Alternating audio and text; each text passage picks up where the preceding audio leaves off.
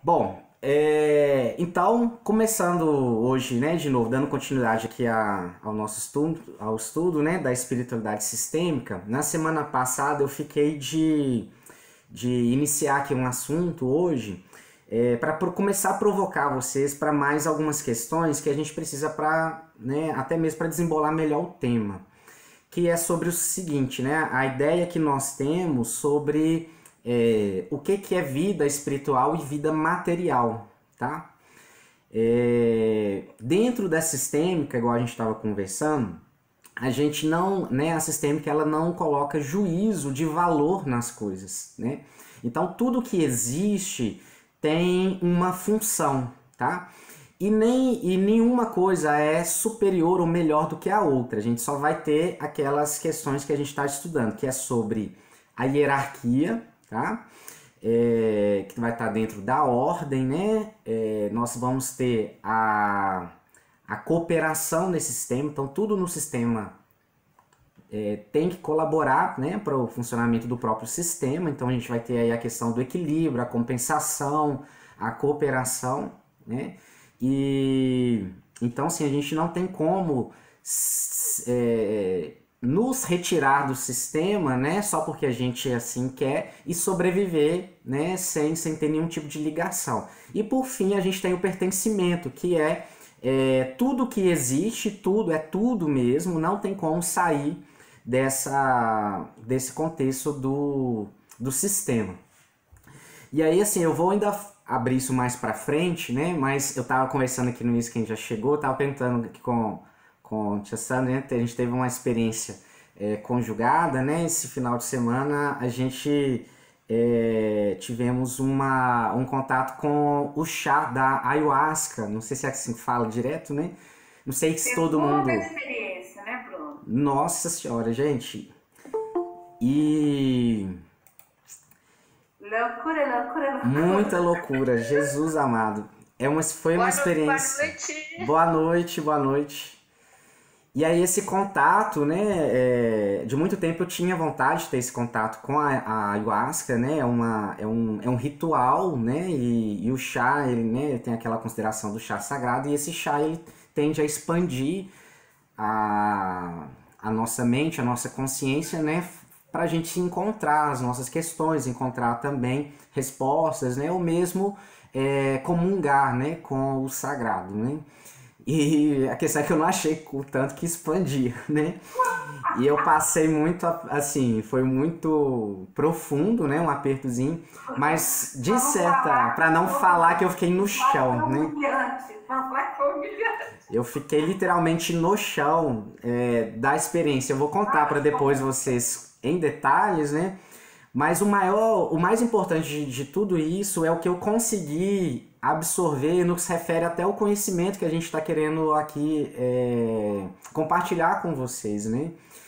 E quando a gente fala que o universo, Deus, né, a criação, né, dentro dessa lei do pertencimento, onde nada pode ser excluído, para mim ficou mais do que claro e provado que, de fato, gente, nada, mas é nada mesmo pode ser excluído. Então a gente vai ter que pensar, né, compreender o que seria, por exemplo, no nosso mundo, o que se refere às nossas dores, né? O que se refere ao que a gente chama de mal, ao que chama de desafios e dificuldades, né?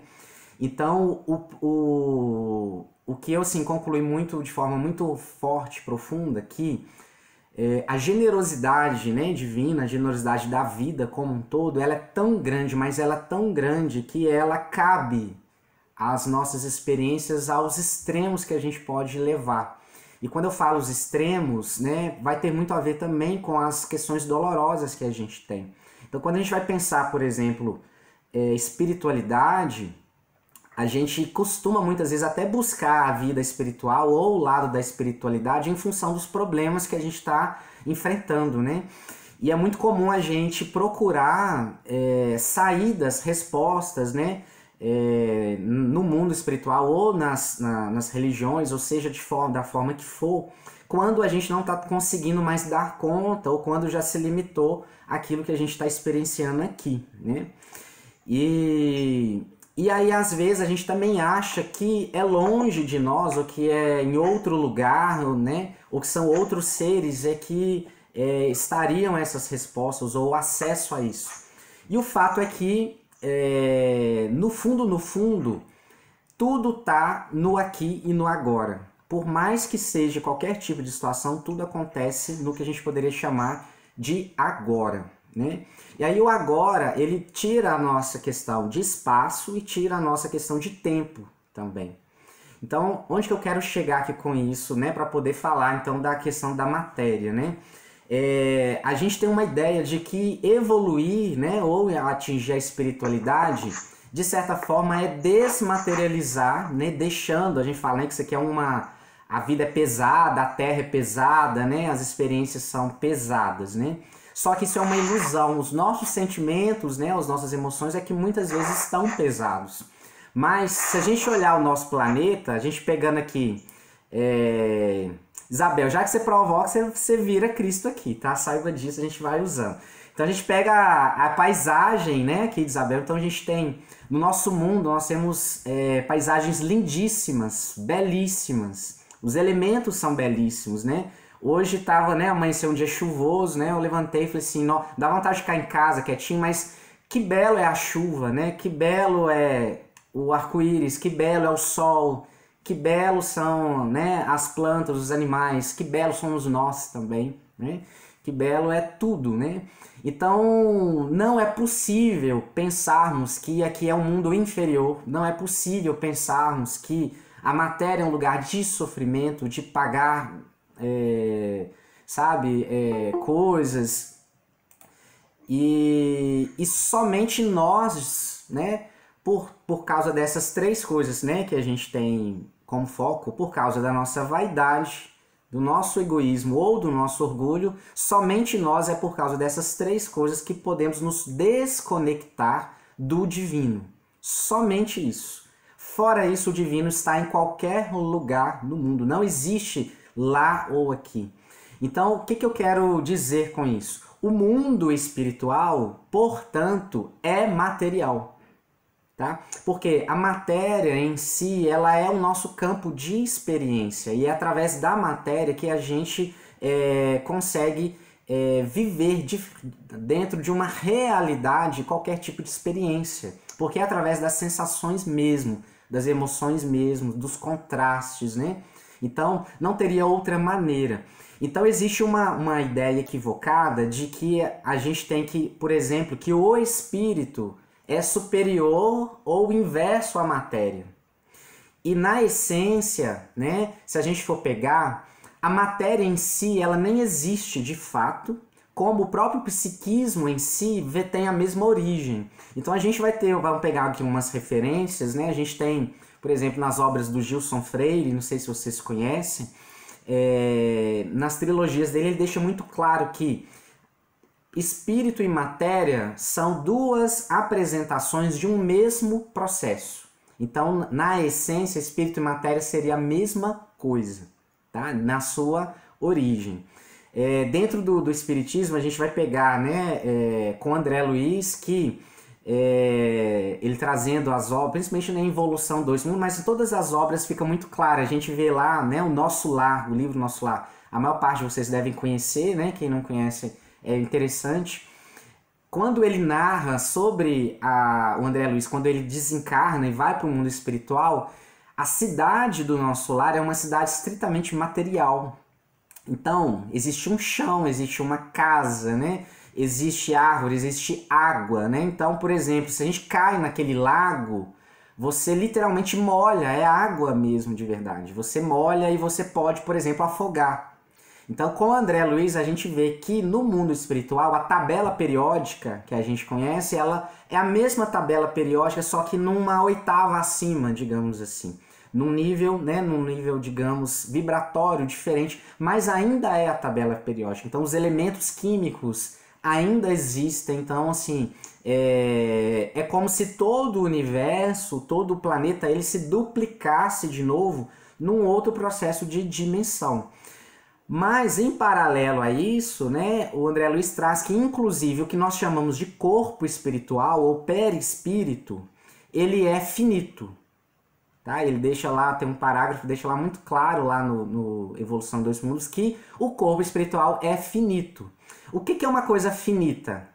Uma coisa finita necessariamente é uma coisa que tem início, tem meio e ela tem um fim.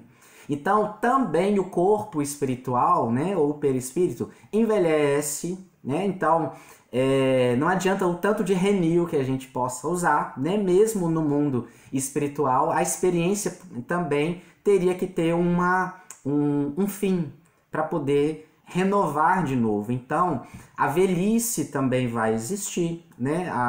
As doenças persistem. E por mais que a gente, né, se surpreenda, mais surpreendentemente são os conflitos que nós experimentamos mesmo estando desencarnados. Então as pessoas, entre aspas, né, morrem, mas na verdade elas não morrem, estão num mundo que é material tanto quanto elas, né? E continuam tendo os mesmos problemas, continuam tendo angústia, continuam tendo depressão, continuam tendo loucura, vícios, amores mal correspondidos, né? Problemas de casamento, não casamento, filhos, e etc, etc, e etc. Então, as obras, os livros, né, e algumas experiências vêm trazendo que o mundo espiritual, ele é sim tão material quanto a gente possa imaginar que é aqui. E é de tal forma que a gente poderia dizer que nós aqui agora, né, o que a gente chama de mundo físico, né, ou plano físico, seria simplesmente mais uma dimensão, né, espiritual, a tal ponto que nós aqui poderíamos ser o mundo espiritual de um outro plano, de repente, né? Então, o estilo, digamos assim, de vida, os processos que a gente tem aqui, eles perduram e processam ainda, principalmente nos processos mais imediatos que a gente tem. Então, cada mundo, digamos assim, materialmente falando, energeticamente falando, ele vai dar base para as experiências de acordo com o nível de consciência que aquele ser correspondeu.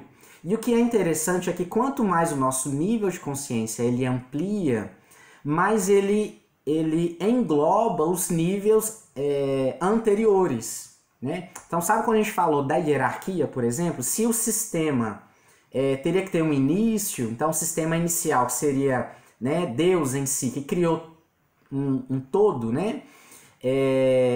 Então, do macro até o micro, tudo que existe no macro vai existir no micro. Então, vai ter uma manifestação, sim, material, tá? E quando esse micro expande, né, ele engloba o nível de onde ele veio. Então, ele pode englobar um nível maior, mas ele mantém, de certa forma, o nível anterior. Tem um livro... pode falar. Falei que o macro, o micro, tem as realizações. Eu queria saber se um exemplo disso é que o corpo humano, ele tem tudo que tem no planeta Terra. Exatamente. A química, até o percentual de água. Isso, exatamente. Um exemplo? Então, o nosso corpo, por exemplo, ele é um sistema inteiro. Então, se a gente for pegar, mas ele é subdividido em vários sistemas. A gente tem os sistemas circulatório, né? O sistema respiratório, linfático e assim por diante. Então, quando nós vamos pensar, por exemplo, não sei se todo mundo conhece, a gente tem os centros de forças ou os chakras, né? Então a gente vai ter, e aí é interessante que a gente tem uma ideia de que os chakras superiores, né? A gente tem o chakra cardíaco, né? E aí nós temos o laríngeo, né? O cerebral e o coronário, como também tem outros chakras, né? Superiores a esses, né? Que a gente já sabe dentro da literatura. Então, em tese, nós teríamos principalmente 10 chakras, né, principais, não somente 7, né? Então, nós são 7 e mais 3 que gerenciam. Mas a gente tem a mania de pensar que... E o coração, o chakra cardíaco, seria o que está no intermediário, né? Ali no meio. E aí, descendo, a gente tem a ideia de que eles são os inferiores, né? E aqui são os mais superiores. Mas é só uma divisão didática. E na verdade todos eles são divinos ao seu modo. Então, do mesmo jeito que a gente tem um centro de consciência, então, por exemplo, a gente tem o nosso cardíaco, né, que ele está no centro do nosso contexto aqui do 7, né, mais ligado à nossa personalidade. O sistema solar ele tem um sol no centro e a gente tem os planetas ali ao redor. Então, dentro de um universo, digamos assim,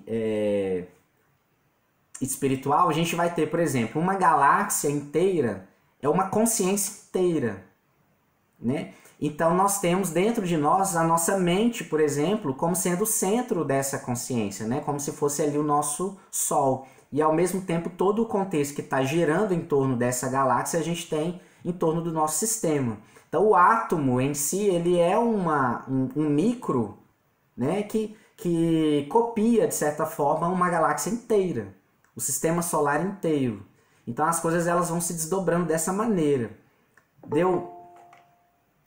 Deu para entender, tia? Mais ou menos? Então, assim, a gente poderia dizer, então, que o nosso... Né, se a gente pegar ali, por exemplo, a Sandra é alguém que dirige esse corpo dela. Ela é o centro da consciência dela. Só que não, né? E aí... Sem comentário. Sem comentário. Mas ela é um centro dessa consciência. Então, a Sandra também teria outros subníveis, né? Tanto quanto o universo tem as galáxias, outros subníveis também de outras personalidades, digamos assim, que compõem aquele centro. Então, do mesmo jeito que Deus, nós estamos dentro de Deus, é como se nós estivéssemos dentro do corpo divino, né? Então, esse corpo, a gente faz parte dele. E ao mesmo tempo que nós somos um pedaço, nós também somos um centro de direção do nosso próprio universo, que é o nosso próprio organismo. Então, dentro do nosso contexto, a gente tem, igual por exemplo, uma coisa que é muito legal, gente, interessante. Por exemplo, a gente tem a aura, todo mundo conhece a aura, né? Já ouviu falar da nossa aura. Qual que é a função da aura? A aura é um campo energético, né? De influência, né? Desse centro de consciência. E a aura ela vai se comportar um tanto quanto como uma não é uma barreira em si, mas ela é uma defesa, mas ela é o meio, uma membrana de contato entre o que é interno e o que é externo. Então a aura também ela nos protege de certa forma e ali permeia. Então tem energias que entram e tem energias que saem. Então ela vai funcionar tipo um filtro, né? No contexto material, digamos assim, mais materializado ou mais condensado, a aura ela é representada no nosso corpo, por exemplo, pela nossa pele. Se a gente for, né, então, no nível energético, né, é um campo energético, mas no nosso corpo. Bruno. Oi? Essa não foi boa, não. Ah? Pela nossa pele. O que é a pele no nosso organismo? É o contato com o externo. Tudo está na pele. A pele nossa é um sistema inteiro. Então, ela é porosa, né? Ela tem os contatos, mas ela também protege a gente de certas coisas. Senão a gente teria um contato direto com o sangue, por exemplo. Então a gente poderia ter vários processos que poderiam meio que desequilibrar num certo ponto, né? Então a pele ela está extremamente ligada aos nossos processos, por exemplo, alérgicos, né? As nossas alergias elas estão diretamente expostas pela pele, né? Então tem a ver com o nosso contato com o ambiente. Então se eu estou num ambiente, né, que não é ruim, energeticamente falando ou emocionalmente falando, a pele é a primeira a manifestar. Então às vezes a gente tem muitos processos alérgicos, né? A gente tem muitos processos alérgicos. Alergia, no fundo, ela é o quê? Uma defesa. A alergia é uma defesa, exagerada muitas vezes, mas é uma defesa contra algo que está em volta. Então, se a gente está, por exemplo, quando uma pessoa, né, às vezes a gente tem processos psicossomáticos assim, quando a gente tem muita coisa na pele, muita acne, às vezes psoríase, sei lá, um monte de coisa na pele, no fundo aquilo serve para poder manter distância daquilo que a gente não quer. Porque a gente produz principalmente o não querer o contato, né? Então, por exemplo, o rosto, né, que é uma exposição maior que a gente tem em relação ao meio. Então, assim, a gente tem muito processo, né, com o rosto, mostra o tanto que às vezes a gente não quer expor a nossa imagem. Então a gente tem lá aquele tanto de coisa na pele para poder às vezes impedir, né, de alguma coisa se voltar, né, mostrar ali. Deu para entender? Então a gente vai tendo. Então, por exemplo, a gente tem se a gente faz um paralelo na astrologia, por exemplo, a gente tem os planetas, né, que vão representar muitas vezes ali os chakras que a gente tem, né, ou os pontos que a gente possa ter ali de direção dentro do nosso contexto, da nossa personalidade, né? Então tudo que está manifestando no macro vai estar manifestando no micro. E sempre vai ter a matéria exatamente a exposição, a experiência em si daquilo que estava na mente, tá? Então, quando a gente vai falar, né, a gente pode depois entrar mais fundo nisso. Hein? Se a gente for buscar lá em Platão, né, Isabel, lá em Platão defendia o mundo das ideias, né? Ele falava que o que importa é o mundo das ideias, né? Que tudo vem de lá. E a gente viveria aqui numa espécie de sombra, né? Tem lá o mito da caverna, né? Que gerou a ideia do filme do Matrix, né? A gente depois pode estudar tudo isso. É bem interessante. Mas é como se o mundo material fosse uma pálida sombra do real, que é o mundo das ideias, né? Só que isso, né, Platão, de certa forma, então ele supervaloriza as ideias, né, e menospreza até certo ponto a matéria. Então, tipo, ora, o nosso esforço é desmaterializar, o nosso esforço é fazer com que nos espiritualizemos para ficar só nas ideias.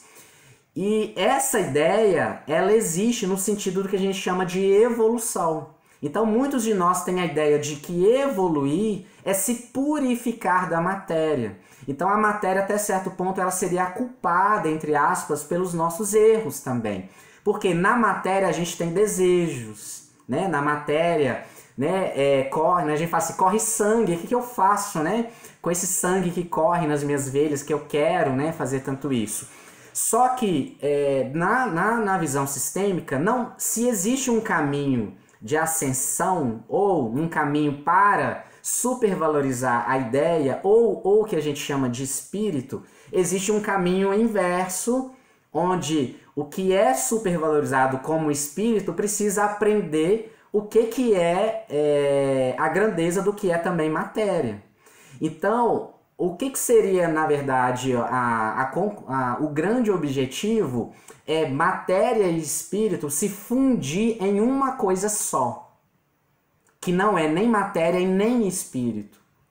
Entende? Então, essa uma coisa tira toda a dualidade. Então, se a gente for pegar, por exemplo, o simbólico do Cristo, né? Por que o Cristo não deixou um corpo físico? O corpo virou uma coisa só. Então, o espírito e matéria virou uma outra coisa, uma terceira coisa. Então, não existe o que é superior e não existe o que é inferior. Então, para que serve a matéria? Só para poder provocar vocês e depois a gente vai entrar lá. A matéria, ela vai existir para trabalhar a arrogância do espírito. Porque a matéria, de certa forma, mostra o que o espírito não é tão superior quanto ele poderia achar vivendo no mundo das ideias. Tipo assim, vai lá e faz isso que você acha que é tão, né, que é tão fácil assim. Então é só aqui no real, no contato, lidando com várias coisas, porque nós não controlamos o nosso corpo. Na verdade, a gente nem dirige totalmente o nosso corpo. Nós habitamos um corpo. Então, se a gente não respeita, por exemplo, o nosso corpo expulsa o espírito. A gente já vê isso várias vezes. O que é uma doença? A doença, muitas vezes, é a mente quer uma coisa, o corpo não. A gente tem a trindade, né, do que é viver no agora. A gente tem o pensar, o sentir e o agir. Se eu penso, mas eu não tenho coragem de agir, tá só na minha cabeça, não vale. Se eu penso, mas não concorda com o que eu sinto, também não vale, porque eu tô querendo ir contra o que eu sinto. Então, eu quero ser uma pessoa espiritualizada, então eu não quero sentir raiva. Aí é o que? O meu corpo tá tipo assim, querendo que eu dobre os meus joelhos para assim, você sente raiva sim. Você quer fingir para quem? Entende? Você tá achando que você é o quê? Então, se eu continuo tentando fazer isso, o meu corpo vai contra mim. Então, o meu corpo vai ter o quê? Tensão muscular, ele vai ter um monte de coisa que a própria raiva, se a gente não admite, não a entende, ela tem uma lição para mim.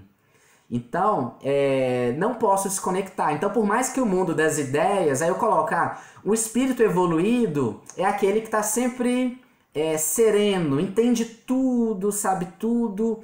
Balela, não é isso, não se trata disso. E quem pensou isso está totalmente equivocado. As nossas ideias de valores, elas foram construídas, né? Se a gente pegar, por exemplo, não muito longe, pegar na Grécia, né? A Grécia Antiga, os soldados, né? A ideia de valor eram os guerreiros. Por quê? O império tinha que sobreviver, né? Expandir. Quem mantinha a ordem eram os guerreiros, eles que lutavam. Logo, a virtude, o que era virtuoso? É o guerreiro, é a bravura, é a coragem, é o corpo, né, forte, né? Aqueles corpos que a gente vê aquela disciplina com a educação física, né? E aí o que acontece? Criou uma ideia de valor. Então, logo, todas as outras coisas não são valorosas. Logo, quem está próximo aos deuses, né, tem Deus. Apolo, a estátua de Apolo, gente, é um fenômeno, né? É uma escultura, é tudo no lugar, né? Não tem uma gordurinha, 0% gordura, sabe? E muita força. E supervalorizava isso como um deus. Logo, quem era fora disso não era virtuoso. E aí o que acontece? Né? A gente tem outros segmentos, por exemplo, da sociedade, depois vieram a sociedade mais ligada, por exemplo, ao sacerdócio. E como tira essa ideia de valor que foi construída? E eles não podiam competir. Então, como competir com a força do guerreiro? Então, eles falam logo, olha, o que é virtuoso não é a coragem, a guerra. O virtuoso são as virtudes emocionais, né? Virtuoso é quem aceita a vida, é a humildade, é permanecer, é perdoar, né? Então, logo, o sacerdócio criou outra noção de valor, que faz com que muitas vezes a gente persiga. Então, essa ideia de que o espiritual é algo nessa linha do que foge aos valores que a gente chama de humanos, né? A experiência humana, né? Ela é um trabalho muito grande de humildade para a nossa arrogância. Porque por mais que a gente tenha muitas ideias, o corpo limita. Né? O corpo envelhece, né? O corpo engorda, né? A doença ensina, né? A gente precisa dos outros, o corpo não funciona, né? O corpo, a gente fica literalmente dependente ali do outro, a gente fica no chão, literalmente, a gente precisa de alguém, né? Então, por mais que aqui na minha cabeça, não, o virtuoso é sempre conseguir, é sempre querer, não é assim que vai. Se você acha que é tão poderoso assim, enfrenta essa doença, né? Então a doença ela também tem essa função educativa, né? Logo a matéria ela é tão divina quanto qualquer outra questão. Então quando as coisas elas realmente se incorporam, elas viram uma coisa só. Então o Cristo, ele fundiu numa coisa só. Tem um filme, gente, que é muito interessante. Quem não viu ainda, procura, ele é fácil de achar, que chama... aquele filme da... nossa, tava aqui agora. Que a mulher toma a pílula e o cérebro vai expandindo. Lucy, isso. Né? A Lucy, né? Que faz referência, né? Ao fóssil, né? de Lucy, né? Que foi encontrado. Então Lucy, ela vai... Né? A ideia do filme é o quê? O que aconteceria se nós atingíssemos 100% da nossa capacidade, né? Cerebral? Não do cérebro, porque o nosso cérebro funciona, tá, gente? Todo o cérebro nosso é usado. A capacidade é que é a questão da porcentagem, tá? Então, e o interessante lá no filme, né, que ele retrata, à medida que ela expandia a capacidade dela cerebral, mais ela interagia com o que nós chamamos de matéria. Ela se tornava matéria, ou seja, ela e a matéria passavam a ser uma coisa só. Então, no fim das contas, quando ela atinge 100%, parece que ela some, desaparece, mas ela não sumiu. Ela, tipo assim, onde você está? Eu estou em todo lugar. Eu estou em todo lugar, ou seja, ela interage com tudo, né? Então, enquanto nós temos uma divisão, né, um bloqueio em relação ao que a gente chama de experiência inferior, de matéria inferior, que tudo isso é inferior, nós só podemos estar muitas vezes correndo atrás de uma purificação, porque ela também é possível. Então a experiência da evolução no sentido de se desmaterializar, ela é permitida por Deus, mas não quer dizer que ela é o objetivo da criação, entende? Então se eu quiser, a partir de hoje eu não faço mais isso, eu não como mais aquilo, eu não lido mais com isso, energeticamente falando, você vai de fato desabituar, né, digamos assim, o corpo a lidar com determinados tipos de energias. Mas isso não quer dizer que você se torna alguém superior só por isso. Então, nós temos vários relatos de espíritos que a ansiedade deles era chegar nas esferas ditas, né, mais desmaterializadas. E quando eles chegam lá, muitas vezes lá está vazio, né? Aqueles seres que estavam lá desceram, estavam aqui no contato, né? Digamos assim. E quando eles voltam, né? Eles falam, não, ali que está a utilidade, né? Ali que está a experiência. Então a matéria em si, gente, é o campo da experiência. A matéria nem é uma coisa, mas ela é o campo da experiência, tá? Então não importa necessariamente onde, né, nós estamos ou o nível que nós estamos, importa o que nós estamos, entende? Então, qualquer que seja o tempo, qualquer que seja o lugar, quando a gente vive no agora é que a gente realmente está aprendendo alguma coisa, e o agora é quando a gente une o pensar, o sentir e o agir. Então, às vezes eu também penso e está de acordo com o que eu sinto. Mas se eu também não tenho coragem de fazer, de viver aquilo não torna uma experiência de fato também. Então, eu só pensei, mas aquilo não se tornou corpo, digamos assim, espiritual. Então, aquilo que a gente chama de perispírito ou de corpo espiritual, ele é tudo aquilo que a gente já conseguiu transformar nessa unicidade aí dessas duas coisas. Então, quando o André Luiz ele fala lá no livro Nosso Lar que ele não conseguiu ficar lá, por exemplo, se adaptar muito fácil, ele fala assim, eu não criei órgãos para a vida espiritual, né, para aquela colônia. O que é órgãos, né? Ele não vivenciou o que é aquele estilo de vida. Então existem estilos de vida diferentes, como existem vários estilos de vida aqui e agora onde a gente está. Então, mesmo aqui e agora, nós podemos ter no nosso ponto de referência o superior e o inferior, no nosso julgamento, mas existe também. Então, cada um de nós ele tem como estar vivenciando aquilo que precisa, independente se está lá ou não. O que eu quero realmente dizer com tudo isso? A gente não precisa esperar, falar assim, quando eu chegar lá eu vou estar atingindo a espiritualidade. Não é assim. A gente atinge aqui e agora. E não quer dizer que é tudo também ao mesmo tempo. Cada um de nós está aqui para viver alguma coisa e o que é para a gente viver já está, de certa forma, ao nosso redor. Às vezes a gente só não quer enxergar, entra um pouco do que a gente estava falando. Então, às vezes a gente está indo contra o fluxo normal, né? Natural, quer dizer. Né?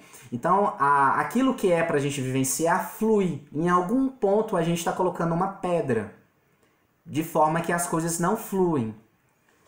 Fala, dúvida? Bruno, quando você falou que André Luiz comentou que ele não criou organismo, né? Não tinha órgãos. Não tinha órgãos.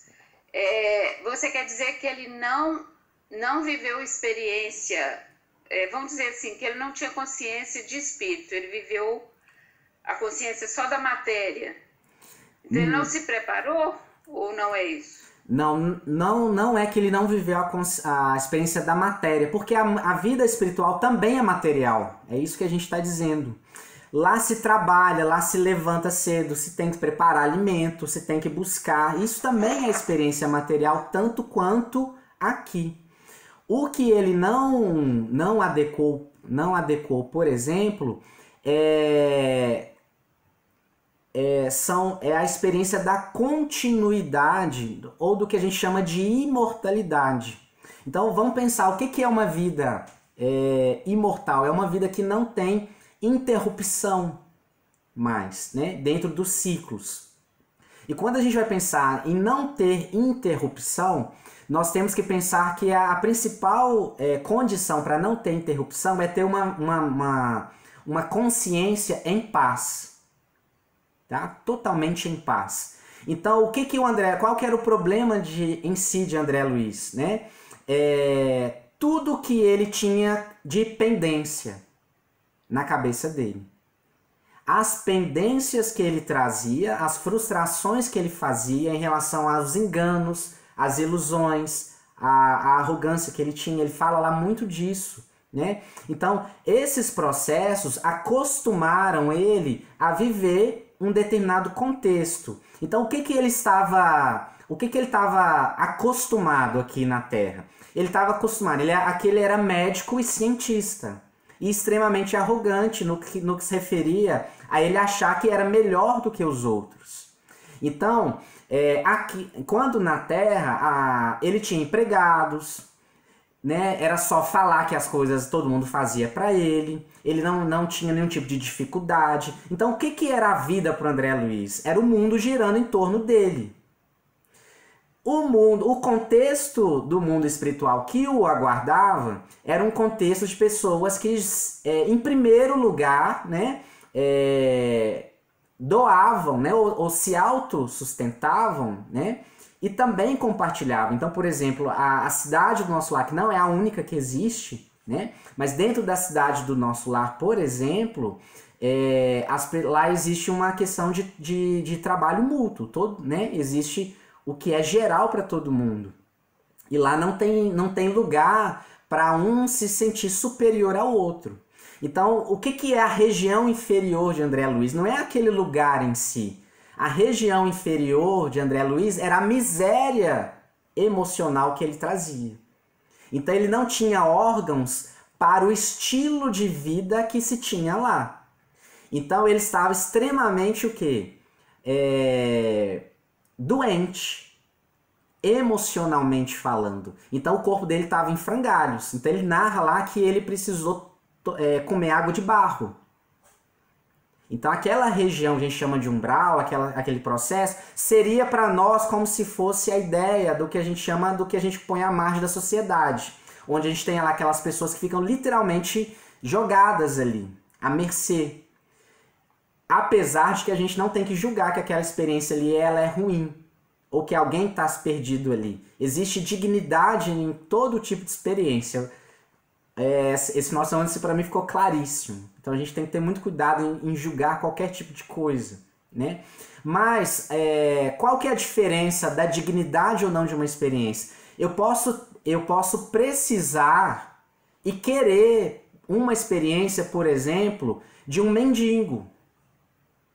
Por eu precisar, porque eu quis, né? Eu quis de alguma forma, às vezes eu aumentei o meu ego de tal maneira que eu me achava tão importante que eu queria aprender a me sentir menos importante, não ser notado por quem vai e vem, precisar me privar. Eu posso ter a dignidade dessa experiência. Agora, como que a gente vai saber muitas vezes, qual que é o tipo de experiência que está se passando? Pela reclamação. A gente tem, por exemplo, mendigos, né, que simplesmente estão vivendo aquilo. Eles querem estar ali, eles não querem a confusão que a gente tem de vida. Eles se ausentaram, eles precisaram disso. E muitos deles podem ter certeza que estão felizes, estão descobrindo coisas incríveis. Não saber o que se esperar do amanhã, viver realmente o agora, não preocupar com o que a gente preocupa. Eles querem estar ali, mas eles não estão reclamando e principalmente eles não estão julgando aqueles que passam e não ajudam. Agora, aquele que está lá para simplesmente cobrar do outro, para exigir do outro que cuide dele, reclamando, né? Ali tem uma questão. Então, eu estou mendigo porque eu quero que você sinta culpa pelo meu estado, porque eu quero que você venha aqui e faça tudo para mim. É outro tipo de experiência, né? Então, o André Luiz, ele não criou a própria dignidade dele para estar vivendo. Ele precisou de ser cuidado por alguém.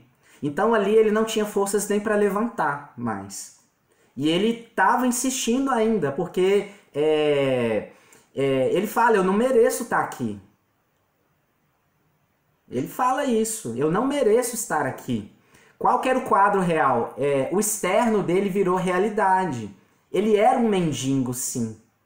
Aquelas vozes que ele ouvia suicida, arrogante, mentiroso.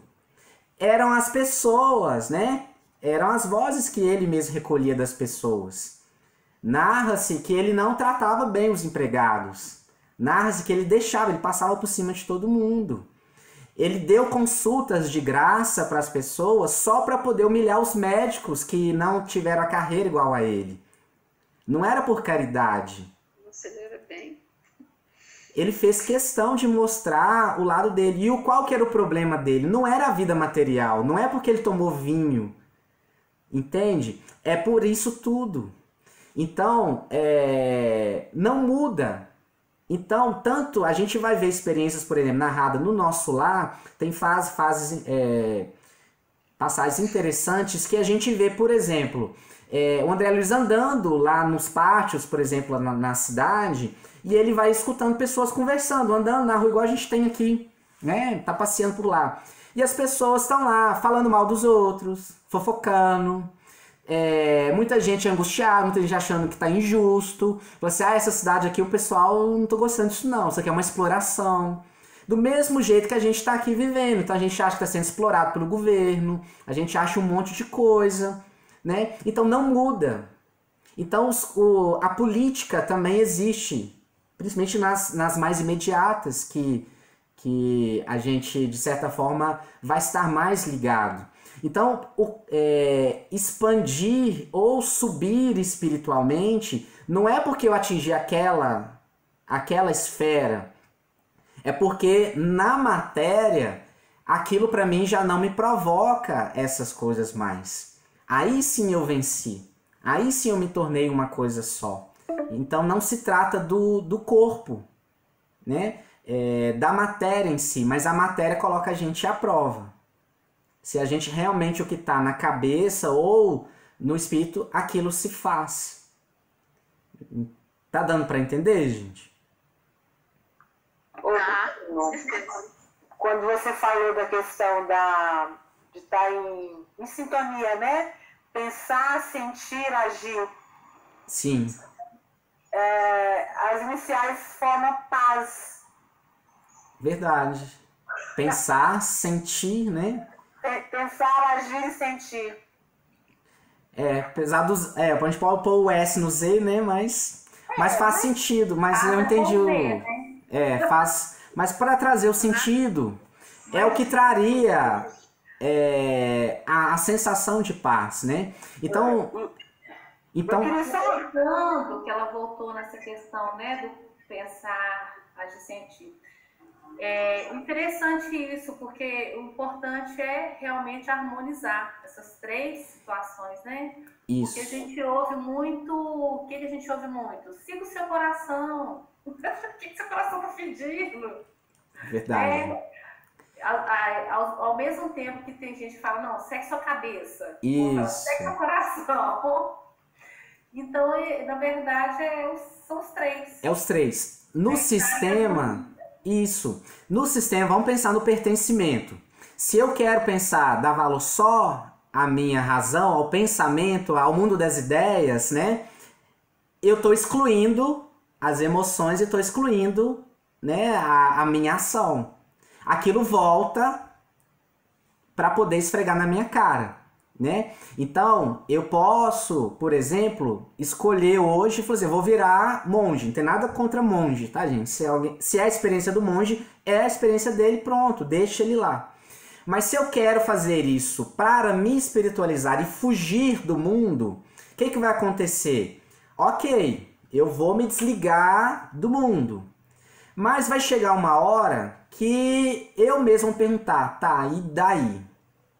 Porque se eu fiz isso, e se foi só por vaidade, por me achar superior aos réis mortais, eu vou ficar isolado numa dimensão com todos os monges ali. Mas aquilo não vai ter sentido para mim.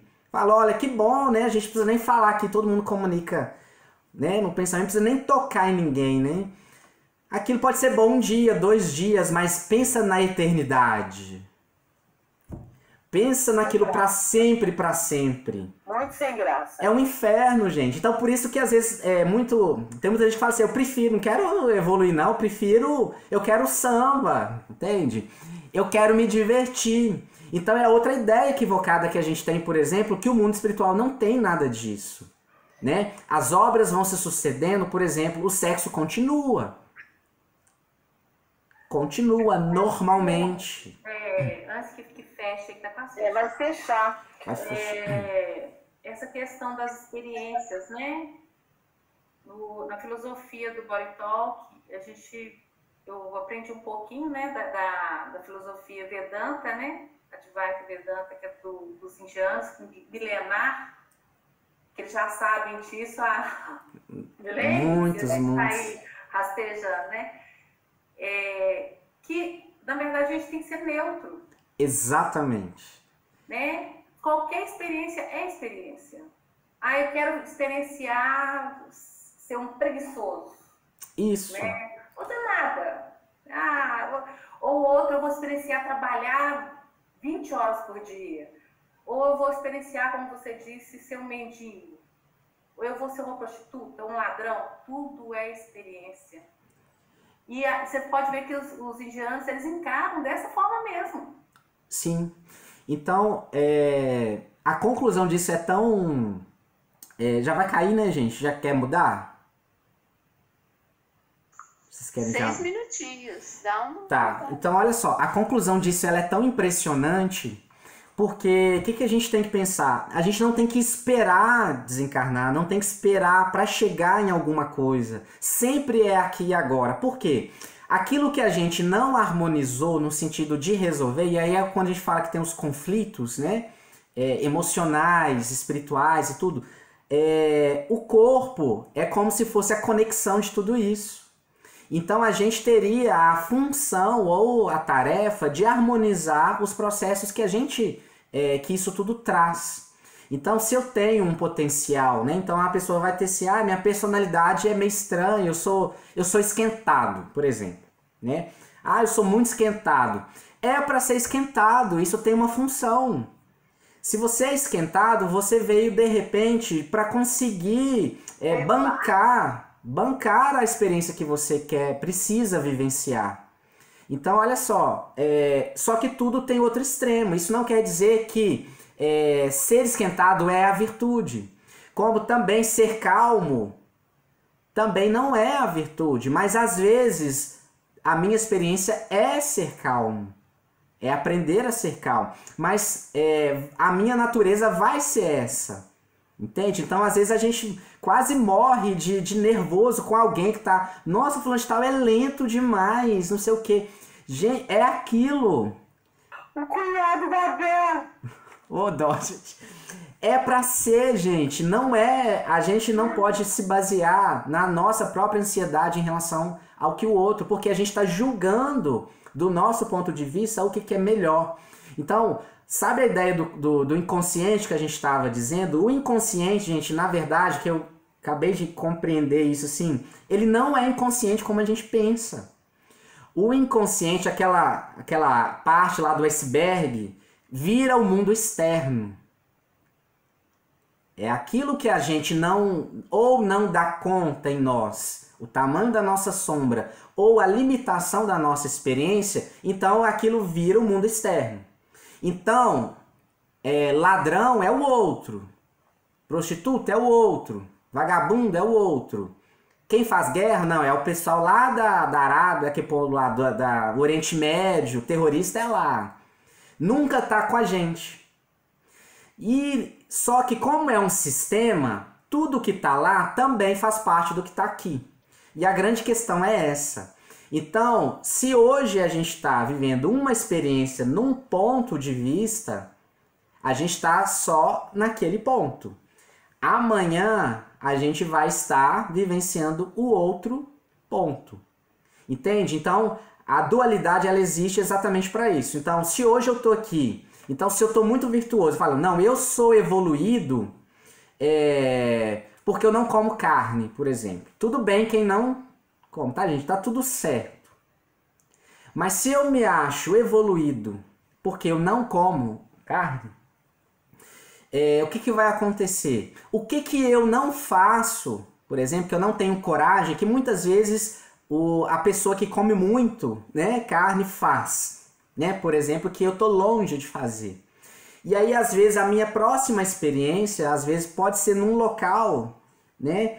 Onde o contexto é aquele, né, às vezes é uma tribo, né, bem de um ponto lá. Se eu chego lá, às vezes, e quero, né, manter a pose lá do vegetariano, por exemplo, eu vou morrer, ou eles vão me matar. Isso não vai ser porque eu vou ser, então, elevado aos céus, porque eu fui um Marte, porque eu mostrei para eles que o virtuoso é ser herbívoro. Não é. A gente sempre está alimentando de vida, gente. O vegetal é uma vida também. Né? Tudo é uma vida. O universo se alimenta dele mesmo. Né? Então pode ter sagrado ou não sagrado em tudo. E tudo, no fundo, pode ser só julgamento. Então, hoje, aquilo que eu critico, então, né, aquilo que eu acho que eu tenho a virtude de estar, né, falo assim, nossa, eu estou me purificando. Gente, isso tem um perigo nisso. Eu estou me purificando, ou seja, todo o resto é impuro.